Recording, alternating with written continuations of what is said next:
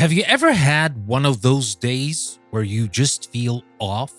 Maybe your energy is low, your mood is a bit gloomy, or your digestion is staging a tiny internal protest. You rack your brain. Did I sleep badly? Is it stress? But what if I told you that a huge part of what you feel, physically and mentally, is influenced by trillions of tiny, invisible residents living inside you, right now? Imagine this. Sarah, a busy marketing executive, was constantly battling brain fog and an afternoon slump. She tried everything: more coffee, less coffee, productivity hacks, even a new ergonomic chair. Nothing seemed to make a lasting difference. Then a friend mentioned something about gut health. Sarah was skeptical. What did her stomach have to do with her fuzzy thinking? But feeling she had nothing to lose, she started looking into it. What she discovered wasn't just about digestion, it was about a whole universe within her. What is this hidden world, and how much power does it really hold over your daily lives? Could these microscopic tenants be the secret key to unlocking better energy, a sharper mind, and even a sunnier disposition? And if they are, how can we become better landlords to these crucial microscopic partners? In today's episode, my friends, we're diving deep into the fascinating world of the microbiome and its profound connection to human health. We'll explore what exactly the microbiome is, the incredible ways it supports us, from our immune system to our mental well-being, and what happens when things go awry. We'll then get really practical, looking at actionable steps and real-life applications to help you nurture your own internal ecosystem. And because this is English Plus Podcast, after we've explored the science and practicalities, we'll zoom in on the language.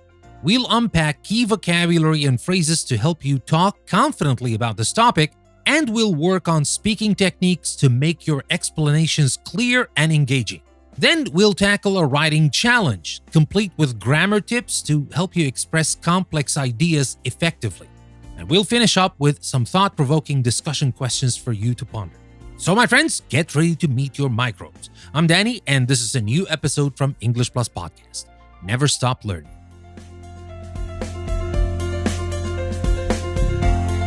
Alright, let's get into the heart of it. The microbiome. It sounds like something out of a science fiction movie, doesn't it? A hidden ecosystem, a bustling city of microorganisms living on us and inside us. But it's very, very real. So what exactly are we talking about? Now imagine your body not just as you, but as a planet teeming with life. The vast majority of these life forms are microbes: bacteria, viruses, fungi, and other single-celled organisms. And the term microbiome refers to the collective genomes of all these microorganisms living in a particular environment. In our case, we're mostly talking about the human microbiome, and specifically the gut microbiome, which is the most densely populated and arguably the most influential. Think about it. There are estimated to be as many microbial cells in your body as human cells, if not even more. Some scientists say it's a 1-to-1 ratio. Others suggest it could be up to 10 microbial cells for every human cell. That's a lot of company, wouldn't you agree? Have you ever thought about yourself as an entire ecosystem? It's a bit mind-boggling, isn't it? And these microbes aren't just passive passengers either.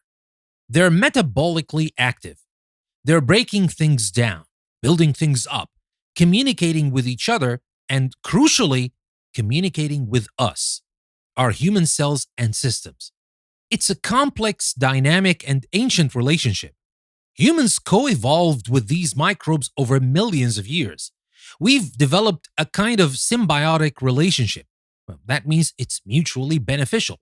We give them a warm, nutrient-rich place to live, and in return, they do a whole host of amazing things for us. So where do these little guys come from? Well, we start acquiring them from the moment we're born. The mode of birth, vaginal or cesarean section, plays a role. Breastfeeding or formula feeding plays a role.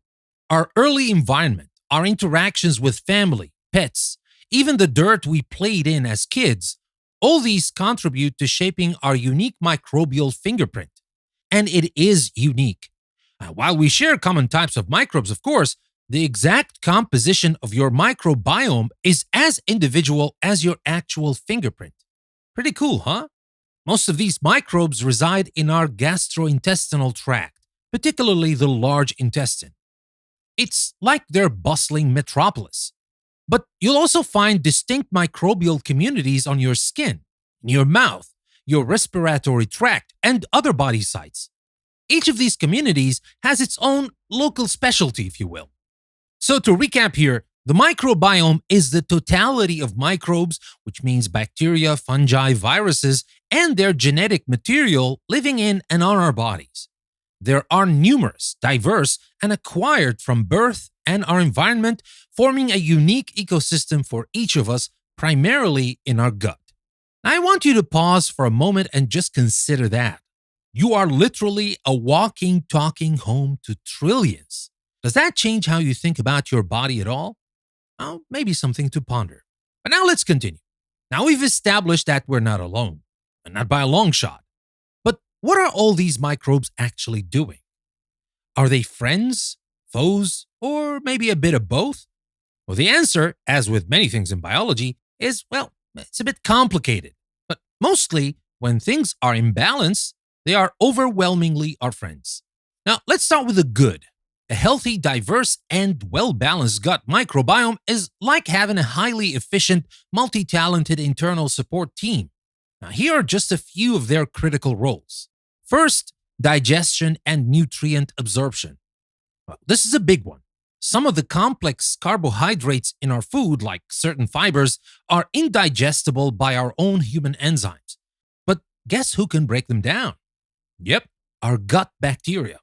They ferment these fibers, producing beneficial compounds called short-chain fatty acids, like butyrate, propionate, and acetate. These SCFAs are superstar molecules. They provide energy for our colon cells, help regulate inflammation, and even influence our metabolism and appetite. Our microbes also help synthesize certain vitamins like vitamin K and some B vitamins. So they're literally helping us extract more goodness from our food. Second, the immune system development and regulation. A huge portion of our immune system, some say up to 70 to 80%, is located in or around the gut. From early life, our microbiome helps to train our immune cells, teaching them to distinguish between harmful invaders, pathogens, and harmless substances like food or our own cells. A healthy microbiome helps maintain a strong gut barrier, preventing unwanted substances from leaking into the bloodstream, a condition sometimes referred to as leaky gut. The gatekeeper function is crucial for preventing chronic inflammation, which is linked to a vast array of diseases. Think of it like this. Your gut microbes are like bouncers at a club, deciding who gets in and who gets kicked out. Who would you rather have managing the door? A well-trained professional or a random unruly mob? Well, think about that. Third, and this is a really exciting area of research, is the gut-brain axis. Well, this refers to the bidirectional communication between your gut and your brain. It's a complex network involving the vagus nerve, hormones, neurotransmitters, and you guessed it, molecules produced by our gut microbes. Now, these microbes can influence the production of neurotransmitters like serotonin, also called the happy chemical, much of which is actually produced in the gut, and GABA, which has calming effects. Well, this connection means your gut health can impact your mood, stress levels, cognitive function, and even your risk of certain neurological and psychiatric conditions. It gives a whole new meaning to gut feeling, doesn't it? Have you ever felt butterflies in your stomach when you're nervous? Or noticed your digestion goes haywire when you're stressed? That's the gut-brain axis in action. Now, what happens when this delicate balance is disturbed? Well, this state of imbalance is often called dysbiosis. It can mean a loss of beneficial microbes, an overgrowth of potentially harmful ones, or a general reduction in microbial diversity. Think of it like a garden. A healthy garden is vibrant, with many different types of plants working together. An unhealthy garden might be overgrown with weeds or have very few plant varieties, making it vulnerable to pests and disease. Dysbiosis has been linked to a surprisingly long list of health problems. Digestive issues like irritable bowel syndrome or IBS, inflammatory bowel disease IBD like Crohn's and colitis are obvious candidates. But the connections go much further. Obesity, type 2 diabetes, allergies, autoimmune diseases like rheumatoid arthritis and multiple sclerosis, cardiovascular disease, and as we just touched upon, mental health conditions like depression and anxiety. Even some cancers have been associated with an altered microbiome. Well, it's important to say here that these are often associations, and research is ongoing to understand the exact cause and effect relationships. It's not always as simple as bad microbes cause X disease. Often, it's a complex interplay of genetics, environment, lifestyle, and the microbiome. But the evidence is mounting that our microbial partners are major players in our overall health and disease risk. So it's not really about good microbes versus bad microbes in a simplistic way. Many microbes that are considered bad can exist harmlessly in small numbers in a healthy gut.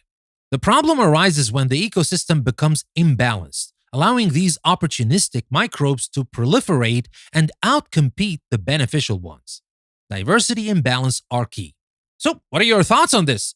Does it make you think differently about the common advice to eat a balanced diet? Perhaps that balance is not just for us, but for our trillions of microbial helpers too. So, if a balanced and diverse microbiome is so crucial, the next logical question is, what can we do to cultivate one? The good news is, while our early life microbiome is foundational, it's not set in stone. It's a dynamic system that can be influenced by our choices and environment throughout our lives. We are, in a sense, the gardeners of our own ecosystem. Now, let's look at some of the main factors. First and foremost, diet. Well, this is arguably the most powerful tool we have. What you eat directly feeds your microbes. Fiber, fiber, fiber, especially prebiotic fiber. Prebiotics are types of dietary fiber that our human cells can't digest, but our beneficial gut bacteria love them. They are essentially fertilizer for your good microbes. You find them in foods like onions, garlic, leeks, asparagus, bananas, especially slightly green ones, oats, and Jerusalem artichokes. Eating a wide variety of plant-based foods, fruits, vegetables, legumes, whole grains, nuts, and seeds is key because different microbes prefer different types of fiber. Diversity in your diet promotes diversity in your gut. And then there's the probiotics. These are live beneficial bacteria that you can consume, found in fermented foods like yogurt with live active cultures, kimchi, and miso, to name a few. These can help introduce beneficial strains into your gut, though it's more about creating a beneficial effect as they pass through rather than them permanently colonizing in large numbers. Think of them as helpful visitors that spruce the place up. And then there's the polyphenols. These are compounds found in colorful plants. Think berries, dark chocolate, yes, green tea, red wine, in moderation, of course. They have antioxidant properties and can also positively influence the gut microbiome. Well, we talked about the good stuff, but what to limit? Well, try to limit highly processed food, excessive sugar, and artificial sweeteners because these can negatively impact your gut microbiome, potentially feeding less desirable microbes or reducing diversity. Some studies suggest artificial sweeteners, for example, may alter gut bacteria in ways that could be detrimental to metabolic health. Well, actually, it is an area of active research. So we talked about the diet, of course, and I'm not saying by a far shot that this is a guide to your diet. Of course, you can learn a lot more about that by doing your own research, by consulting a professional dietitian, but I'm just giving you ideas. And the entire thing that I try to do in English Plus Podcast is not just to tell you stuff, because I can't tell you everything. First, I don't know everything. And second, we don't have time to talk about everything within one episode. I'm just trying to pique your curiosity. And I hope I encourage you to do more research about the things that interest you the most. But now, let's move on to the second part. We talked about the diet. That's good. But now let's move on and talk about antibiotics and other medications. Well, antibiotics are lifesavers, no doubt, especially when it comes to bacterial infections. There's no doubt about that, absolutely. However, they are like broad spectrum bombs. They kill off the bad bacteria causing the infection, yes, but they can also wipe out a significant portion of our beneficial gut bacteria. This can lead to dysbiosis and sometimes allow opportunistic pathogens to overgrow.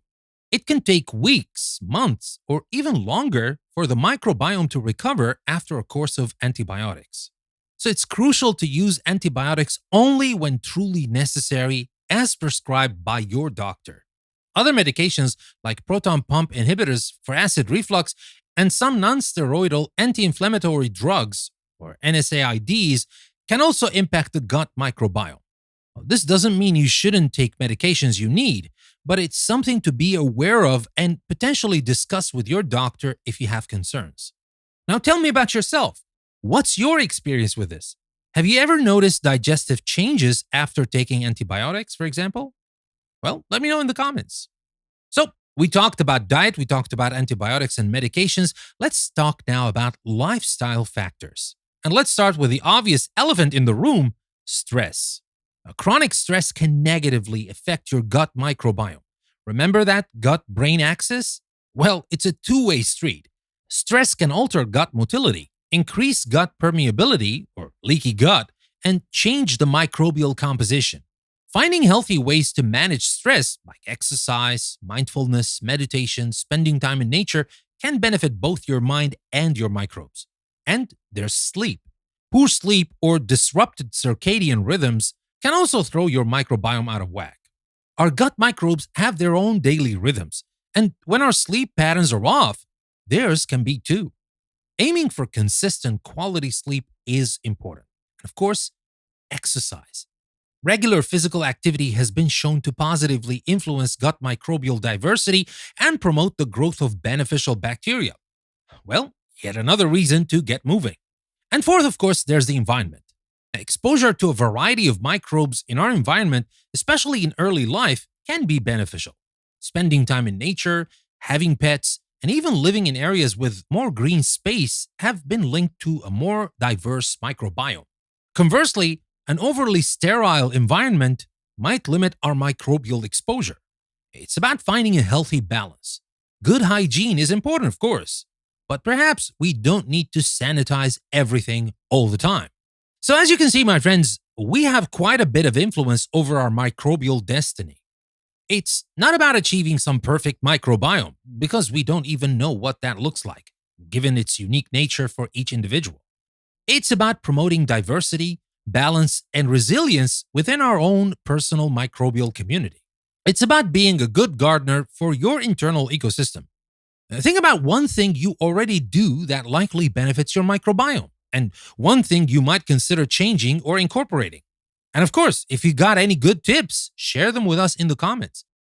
My friends, it's empowering to know we can make a difference, isn't it? Well, this intricate world within us is a testament to the interconnectedness of life. And understanding it better not only gives us insights into our health, but also makes us appreciate the often invisible forces that shape our existence. So, that was about the microbiome and our human health. But of course, that's just the beginning, right? We just talked about the theory. What is it? We need to understand it first before we get practical. That's coming next. Don't go anywhere. I'll be right back.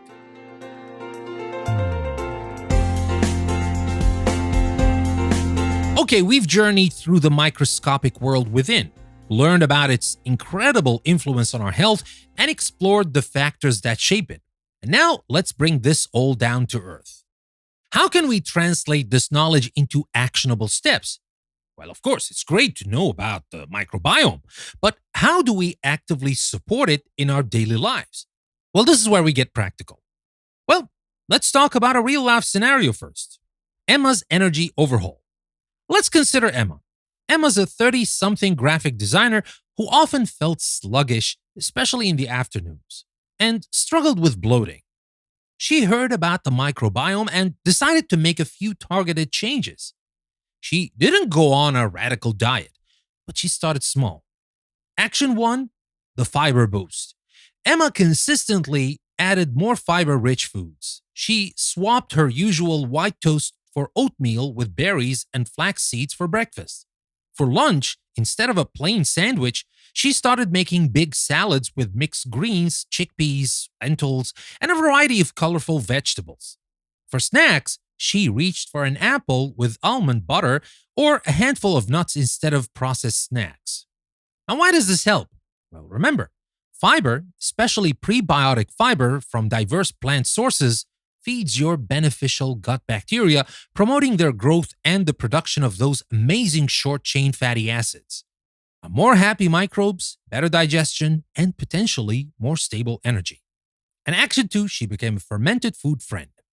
Now, Emma started incorporating a small serving of fermented food daily.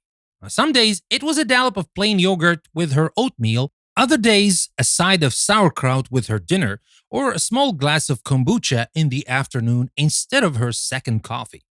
Why this helps? Fermented foods introduce live beneficial microbes, probiotics, and enzymes that can aid digestion and contribute to a healthier gut environment. Even if they don't take up permanent residence, they can have positive transient effects. And Action 3, mindful movement and stress reduction.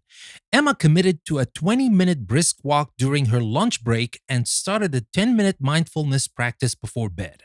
And why this final thing helps? Because exercise boosts microbial diversity. And stress reduction techniques help calm the gut-brain axis, preventing stress-induced negative changes in the microbiome. Now, what were the results after a few weeks or even months? Emma noticed a significant reduction in bloating. Her afternoon energy slumps became less frequent and less severe.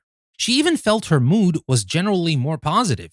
She wasn't expecting miracles, of course, but these consistent small changes made a noticeable difference to her quality of life. Well, this isn't a guaranteed outcome for everyone, of course, but it illustrates the potential. And now let's get that back to you. What can you do? Now let's build a simple action plan. You don't have to do everything at once, of course. Pick one or two things that resonate with you and seem achievable. Let's start with the first one. Diversify your plate. Aim for 30 plus plant points a week. Well, this is a concept popularized by gut health experts. Try to eat at least 30 different types of plant-based foods each week. Now, this includes fruits, vegetables, whole grains, legumes like beans, lentils, and chickpeas, nuts, and seeds. Now, each different plant type counts as 1 point. Herbs and spices count too. Well, maybe as a quarter or half point to keep it realistic. So how can we do that? Well, keep a running tally for a week just to see where you are. No judgment here. Try one new vegetable or fruit each week. And add a handful of mixed seeds to your breakfast cereal or yogurt.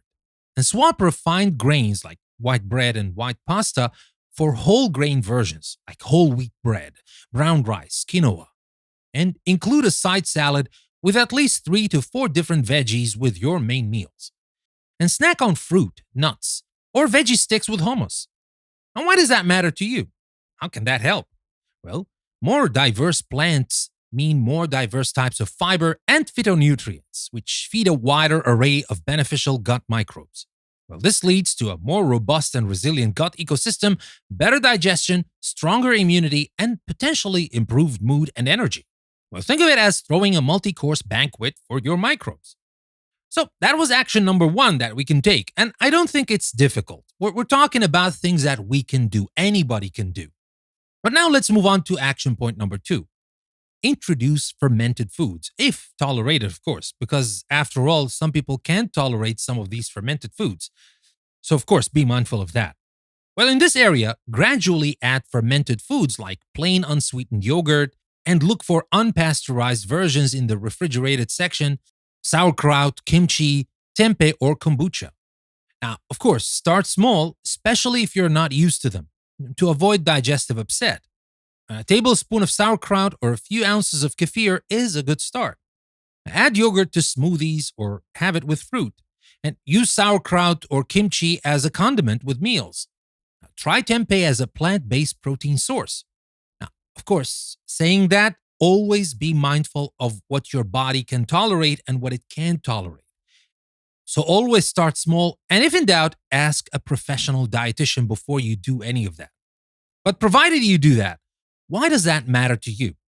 Well, these foods can provide a dose of beneficial live bacteria and enzymes that can support digestive health and microbial balance. They can be a tasty way to support your gut.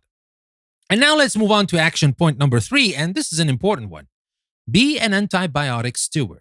Now, of course, use antibiotics when you need them. Definitely. I'm not a doctor after all. I can't tell you when and when not to use them, but use them only when necessary and exactly as prescribed by your healthcare professional. Not by me, of course, not by you, by a healthcare professional. Now, how do we do that? You might say, yeah, I don't usually do that. The doctor does it. Yeah, but don't pressure your doctor for antibiotics for viral infection like the common cold or flu, as they won't help and can harm your microbiome. Or even worse, if you have access to them over the counter, don't take them as you please.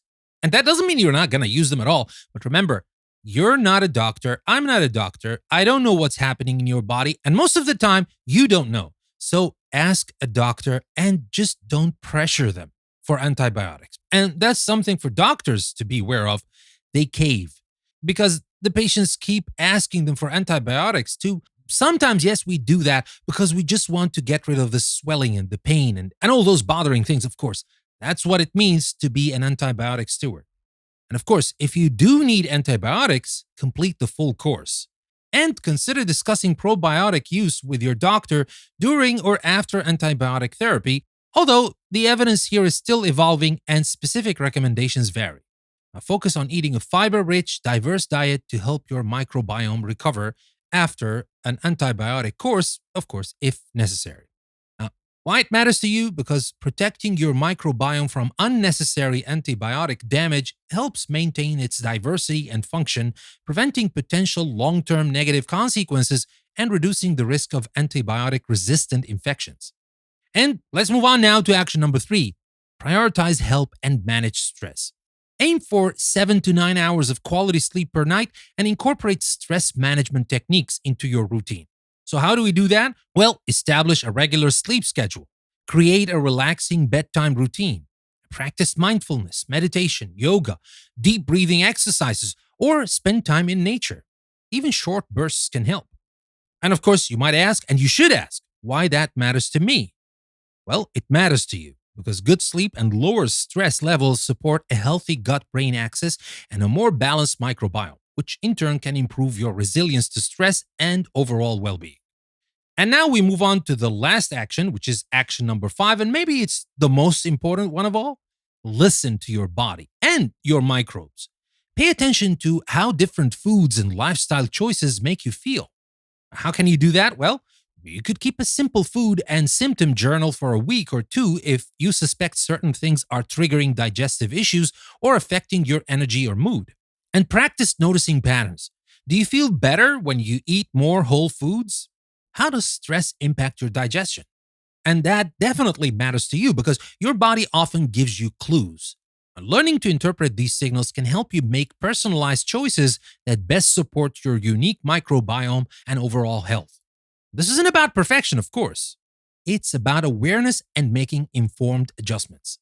Remember, my friends, these are general guidelines for 2 main reasons, and I have to remind you here that I'm not a professional. I'm just an enthusiast. If you have specific health conditions or concerns, it's always best to consult with a healthcare professional like a doctor or a registered dietitian who can provide personalized advice. Not me, not you, and not a random search online, please. And definitely not those short videos you watch on YouTube or TikTok. But that aside, remember, my friends, that the journey to better gut health is a marathon, not a sprint. Small, consistent changes are more sustainable and effective in the long run than drastic, short-lived overhauls. Be patient with yourself and enjoy the process of nurturing your incredible inner world. Well, which of these actions feels like something you could start with maybe this week, maybe today? Well, let me know in the comments, or at least do it. If you want to tell me, that's fine. If you want to share your changes with us for encouragement, that's definitely good. But if you don't, at least consider those changes to your lifestyle, to your food. And with that, my friends, we come to the end of the topic. We talked about it from a theoretical perspective. We discussed what a microbiome is, how to protect it, the things that can damage it. We talked about it from a practical point of view, some action points that we can take to even serve this microbiome and make it healthier. But now it's time for us to focus on language. We're going to focus on language. We got some words that we want to focus on, speaking challenge, some grammar, and a writing challenge. That's coming next. Don't go anywhere. I'll be right back.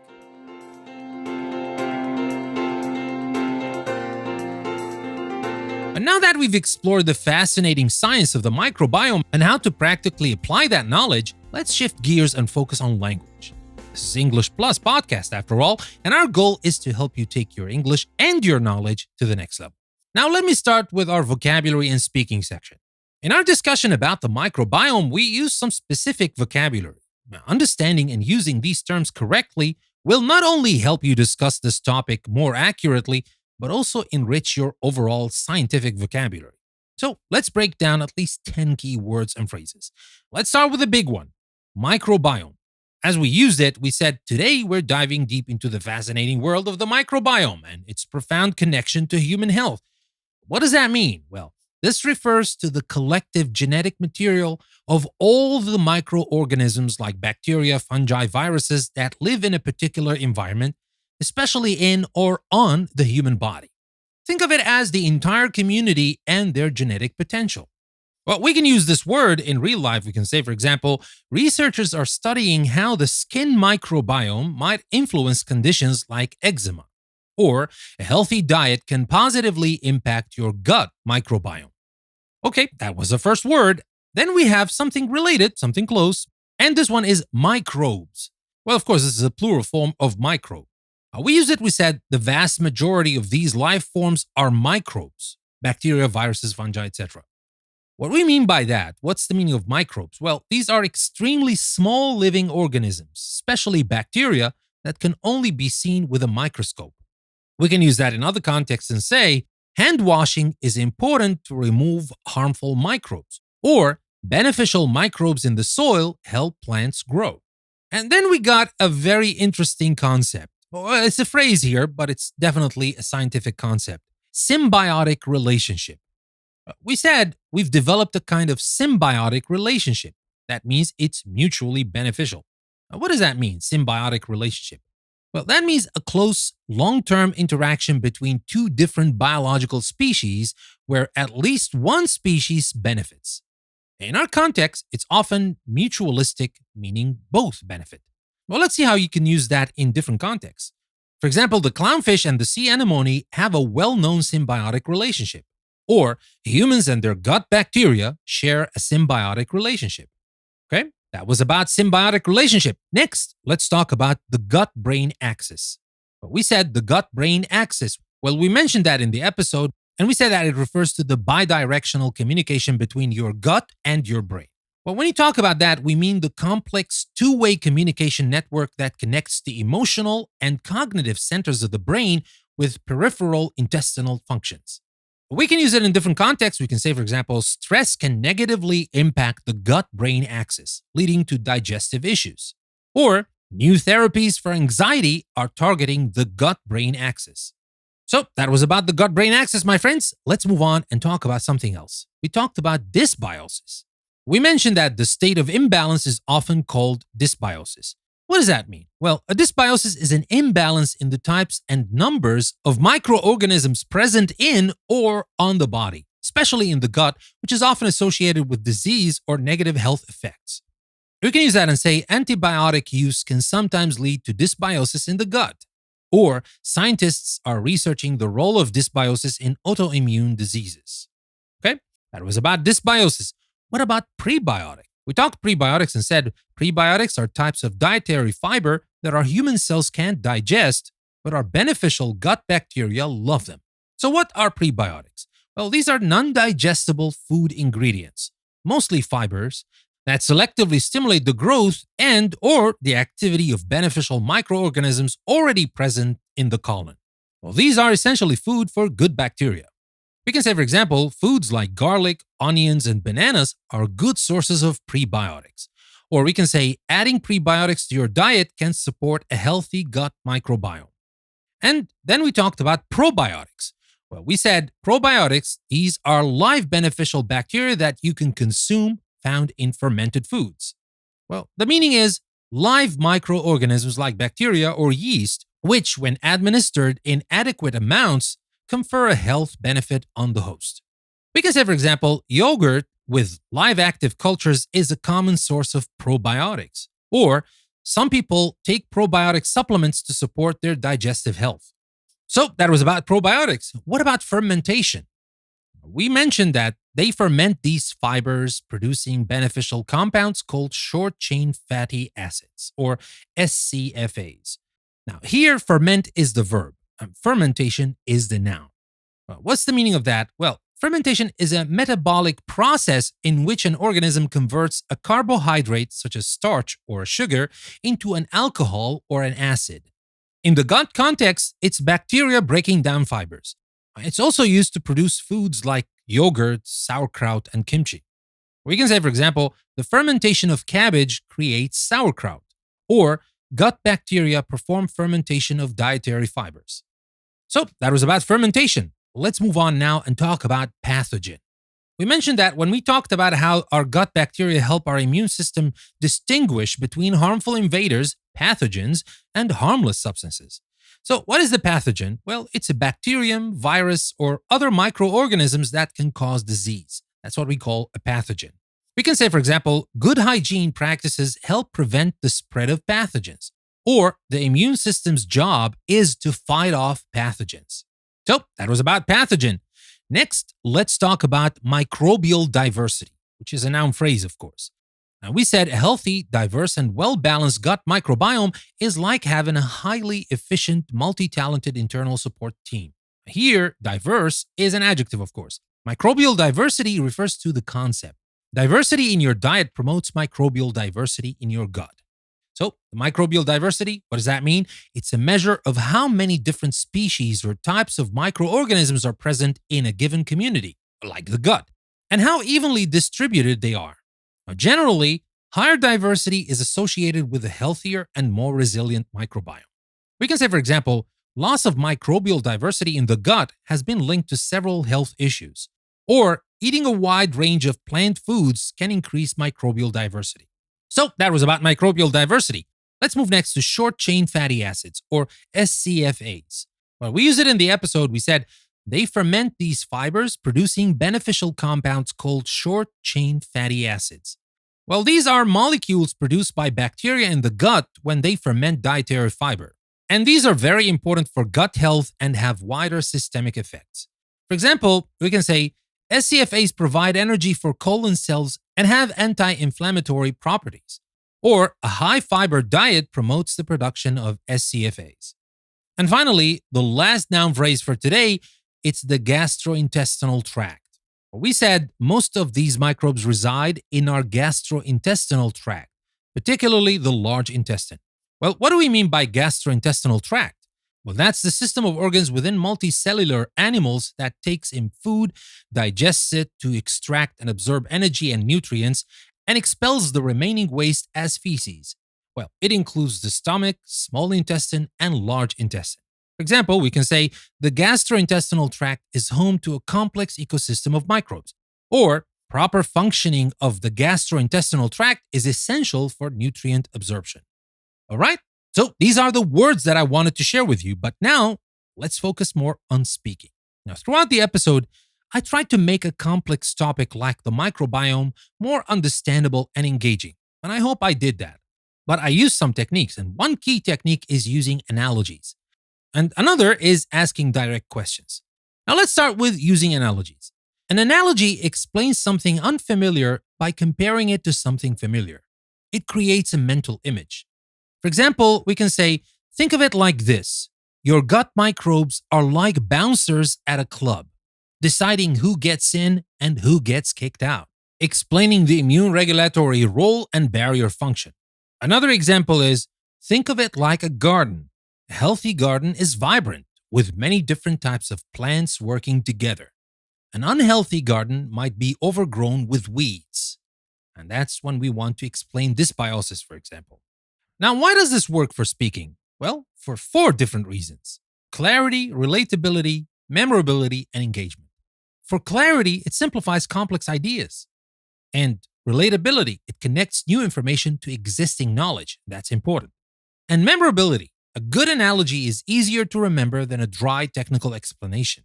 And finally, engagement makes the content more interesting and less intimidating. So, how do we create good analogies?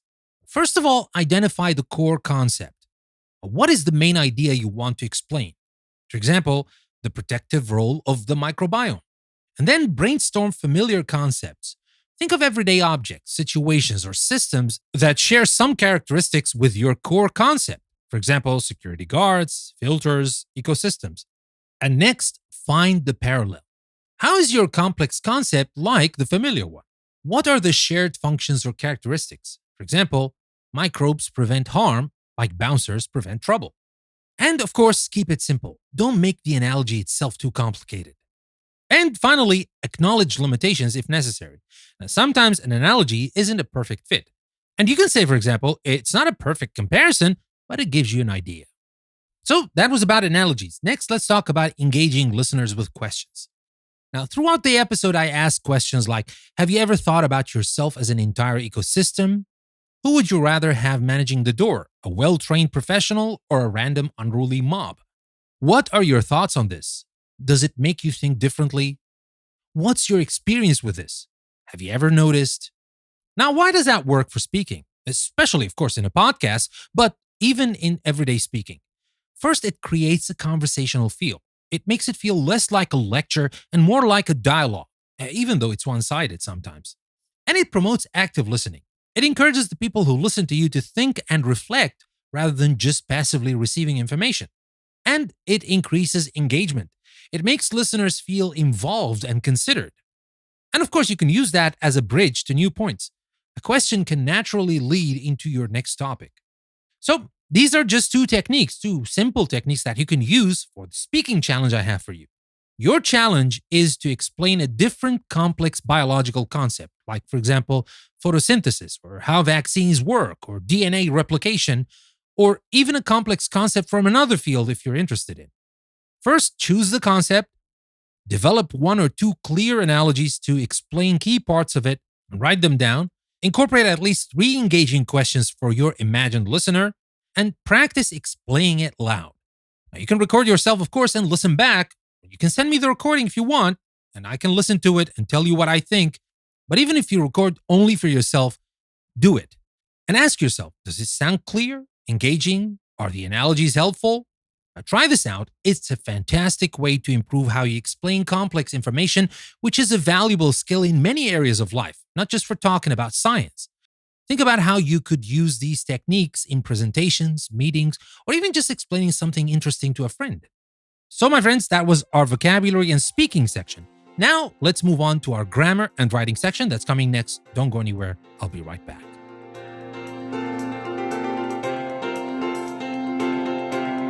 All right, now let's turn our attention to grammar and writing. We're going to use the topic of the microbiome to inspire a writing challenge and then explore some grammar and techniques to help you succeed. Now, your writing challenge is this. I want you to write a short piece, maybe around 300 to 500 words, from one of two perspectives. You can either choose a reflective personal piece or a creative story. Now, let me start with a reflective personal piece.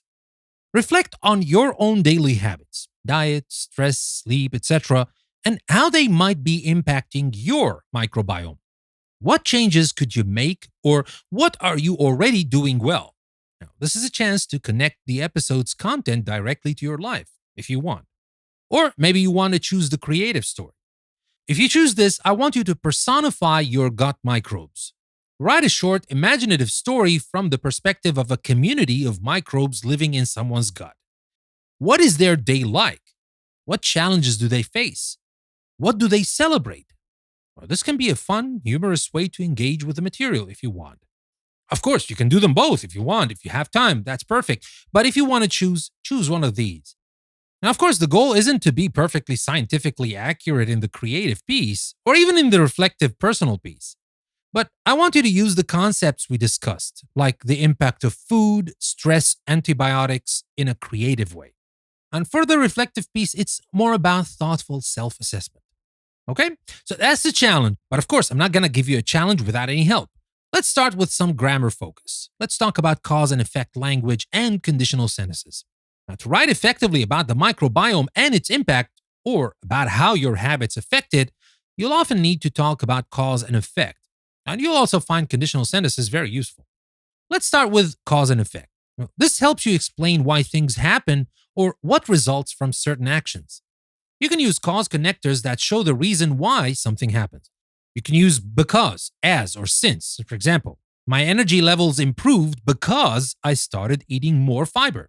Or you can say, as I incorporated more fermented foods, my digestion felt better. You can also use due to or owing to plus a noun phrase. You can say, due to a course of antibiotics, my microbial diversity decreased. Or you can say, his improved mood was owing to better gut health. You can also use the reason for something is something. For example, you can say the reason for dysbiosis is often a combination of factors. Well, that was about the cause connectors. What about the effect connectors that show the result of something? You can use therefore, consequently, or as a result. You can say processed foods can harm beneficial microbes. Therefore, it's best to limit them. Or you can say, she didn't get enough sleep. Consequently, her gut-brain axis was likely affected. Or he ate a very diverse plant-based diet. As a result, his microbiome thrived. You can also use verbs like leads to, results in, or causes. You can say a diet high in fiber leads to the production of SCFAs. Or chronic stress can result in gut inflammation. Or you can say antibiotics can cause a temporary reduction in microbial diversity. You can also use impacts, effects, or influences. You can say diet significantly impacts the composition of the gut microbiome, or sleep affects microbial rhythms. So how do you use these in your writing? Well, in the reflective piece, you can say things like, I realize that my frequent consumption of sugary snacks, that's the cause, likely leads to an environment where less beneficial microbes thrive. Well, that's the effect. You can also add, therefore, I plan to swap these for fruit. These are just examples, of course. In your creative piece, you can say things like, the humans ate pizza again. As a result, a great cheer went up from the Firmicutes faction, but the Bacteroidetes groaned, knowing their fiber supply would be low. This imbalance often causes a general feeling of sluggishness up top, which we then all have to deal with. Of course, that's just another example. But that was just one thing, one grammatical thing that you can use to make your writing better. But you can also use conditional sentences, if and then. Conditional sentences are perfect for exploring possibilities, potential consequences, and hypothetical situations, all relevant to discussing health choices and their impact on the microbiome. Now, I'm going to talk about 3 types of conditionals. Let's start with the first type. When we talk about a real possibility in the future, we use if with the present simple, will plus the base form. I'll give you some examples. If I eat more prebiotic foods, my beneficial bacteria will flourish. If you manage your stress effectively, your gut health will likely improve.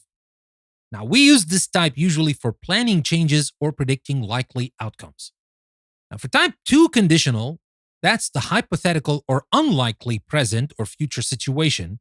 We form that by using if plus the past simple of the verb and would plus the base form of the verb. For example, we can say, if I ate a perfectly balanced diet every single day, I would probably feel amazing. But it's hard to be perfect. That's the implication here. Or you can say, if everyone understood the importance of their microbiome, public health would surely benefit. So as you can see, we use that not like the first one when we used it for planning changes or predicting likely outcomes. We use this type for imagining ideal scenarios or less probable outcomes. And what about the type 0 conditional? Well, we use that for general truths or scientific facts. If plus present simple, and the result clause is in the present simple. For example, we say, if you consume probiotics, you introduce beneficial microbes into your system. Or, if gut permeability increases, it allows unwanted substances to enter the bloodstream. Well, this type 0 conditional is perfect for stating established scientific principles. So let's now talk about how you may use these conditionals in your writing. Let's start with the reflective piece. You can say, for example, if I consistently prioritize 7 to 8 hours of sleep, and that's type 1 conditional, I believe my energy levels and even my decision making around food will improve. I often wonder, if I didn't have such a stressful job, that's type 2 conditional, how much better would my digestion be?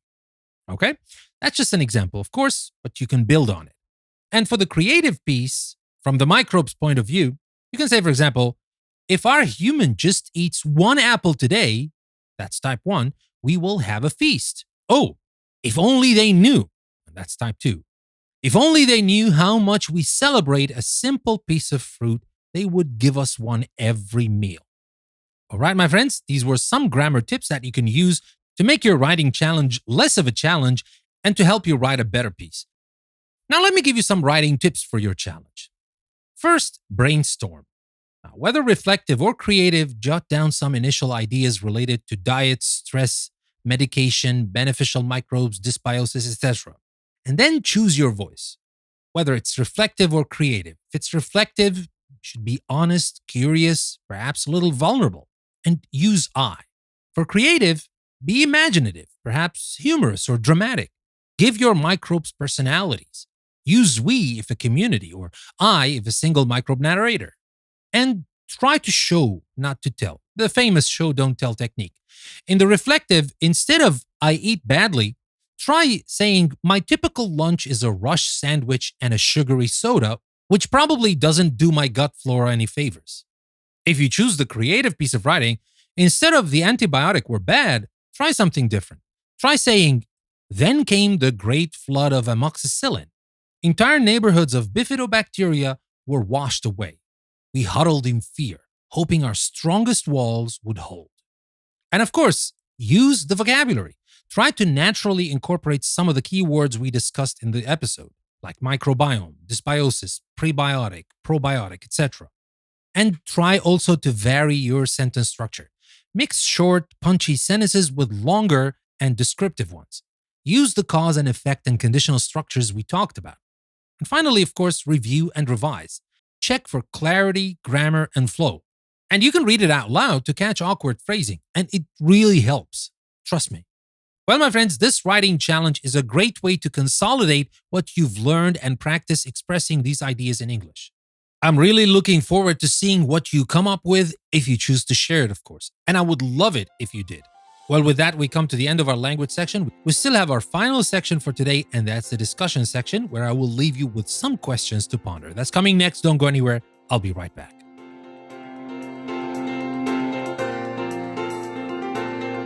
All right, we've covered a lot of ground today, from the microscopic tenants in our gut to practical tips on language focus. Now I'd love to hear your thoughts and get a discussion going. Now, here are some questions to ponder, and perhaps share your answers in the comments section on our website, EnglishPlusPodcast.com, or on our Patreon page. Let's start with the first one, the personal impact. Now, before this episode, how much did you know or think about your microbiome? Has anything you heard today surprised you or made you consider making any changes to your lifestyle or diet? Maybe you're already a gut health guru, so share a tip. And now to the second question, which has to do with the yuck factor versus fascination. Well, some people initially find the idea of trillions of microbes living in them, well, a bit unsettling. Others find it utterly fascinating. Where do you fall on that spectrum? And why do you think people have such different reactions? And did your perspective change at all during the episode? Well, share what you think with us. And next, I have another question that is related to modern life and our microbes. Now, we talked about factors like processed foods, stress, and antibiotics. Do you think modern life in general is more challenging for maintaining a healthy microbiome compared to, say, 100 years ago? What aspects of modern living do you see as the biggest threats, or conversely, potential new opportunities for supporting our microbial health? Like, for example, advanced probiotic research. And next, let's talk a little bit beyond the physical health. The gut-brain axis is a hot topic. Have you ever personally experienced a connection between your digestive health and your mood, stress levels, or mental clarity? And of course, only if you're comfortable sharing, what did you notice? Well, this is often very subtle, so it might require some reflection. And my final question is related to future food and medicine. Well, knowing what we now know about the microbiome, how do you imagine food production or medical treatments might change in the future? Could we see microbiome friendly food labels becoming standard or personalized probiotic prescriptions? Let your imagination run wild here. What's your sci fi, or maybe not so sci fi prediction? Well, my friends, take some time to think about these. There are no right or wrong answers, of course, just opportunities for reflection and conversation. I'm always fascinated to hear different perspectives from all our listeners, from all of you all around the world. So please share your answers in the comment section on the podcast, on our website, EnglishPlusPodcast.com, or on our Patreon page. And with that, we come to the end of another exploration here on English Plus Podcast. We've journeyed deep into the world of microbiome, uncovering the vital roles these tiny organisms play in our overall health, from digestion and immunity to our very mood and mental clarity. We learned that while we can't see them, we can certainly support them through mindful choices about what we eat, how we live, and how we manage stress. And importantly, we've added some new words and language techniques to our toolkit to discuss these fascinating topics with more confidence. Now, the key takeaway here, you are not just an individual, you are an ecosystem. And by nurturing your inner garden, you're taking a powerful step towards better health and well-being. I'd love to hear your thoughts on today's episode. What was your biggest takeaway? Are you planning to try out the 30 plant points a week challenge? Well, let me know in the comments on the website, on our Patreon page, and that's also where you'll find the transcript for this episode and the glossary. Now, my friends, if you enjoyed this episode and want to keep taking your English and your knowledge to the next level, please consider subscribing to English Plus Podcast on your favorite platform. Share it with a friend who might find it interesting. And for those of you looking for even more, you can unlock access to all our premium content, including exclusive episodes and learning materials, by subscribing to English Plus Premium on Apple Podcasts or our Patreon page. You can find the links in the description of the episode. Now remember, we publish rich content daily on our website, EnglishPlusPodcast.com, from articles and interactive quizzes, all designed to help you learn and grow. So make sure you check out our website, EnglishPlusPodcast.com. That being said, thank you very much for tuning in and being part of our community. I'm Danny, and this was English Plus Podcast. Never stop learning.